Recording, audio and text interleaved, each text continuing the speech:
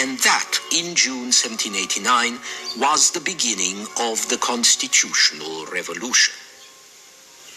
Then, on the 4th of August, in a great burst of enthusiasm, the Assembly abolished the feudal order.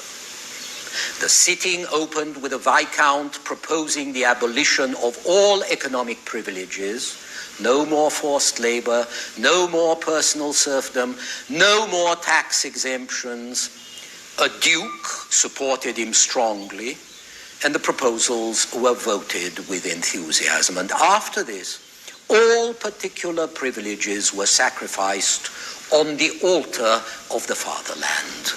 Hunting rights went the way of all flesh. Guilds and corporations were suppressed. The clergy gave up their tithes. The magistrates who bought their offices gave them up too. And this went on until 2 o'clock in the morning. It's interesting to compare David's view of the crucial moment when the Third Estate swore never to separate until France got a written constitution like the Americans had, to compare this with a painting of the Oath of the Horatii, because the gestures are exactly the same, which demonstrates either that life imitates art or that artists imitate themselves. At any rate, when the sitting was over, the administrative and political unity of France had been achieved, something that absolute monarchy had always tried and never managed to do. And the old regime was dead. On its grave, 3 weeks later, the Assembly proclaimed the Declaration of the Rights of Man, full of echoes from America and more distant echoes of Locke and Rousseau. It might seem that by the end of August 1789, the French Revolution had been made, and that insofar as the public in London and Paris and Philadelphia was concerned, all was over but the cheering.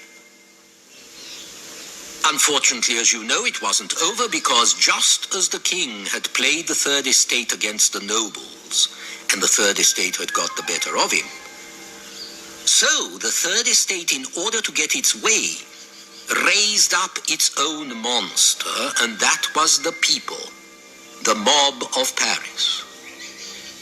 Back on July the 14th, the Paris mob had stormed the Bastille, had torn it down, had set free the prisoners, had massacred the soldiers and the officers inside.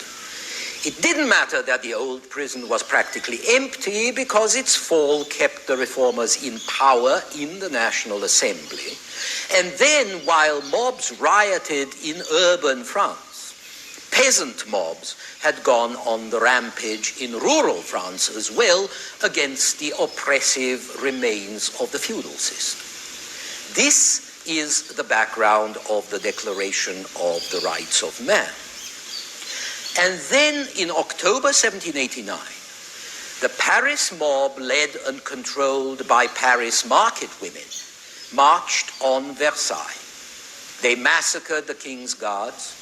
They brought the royal family back to Paris. The baker, the baker's wife, and the baker's boy is what they called them. They brought the royal family out of their safe, splendid refuge into the capital of democracy. So the revolution had got out of hand. The National Assembly itself could not control it. And the snowball was about to become an avalanche, as we shall see next time.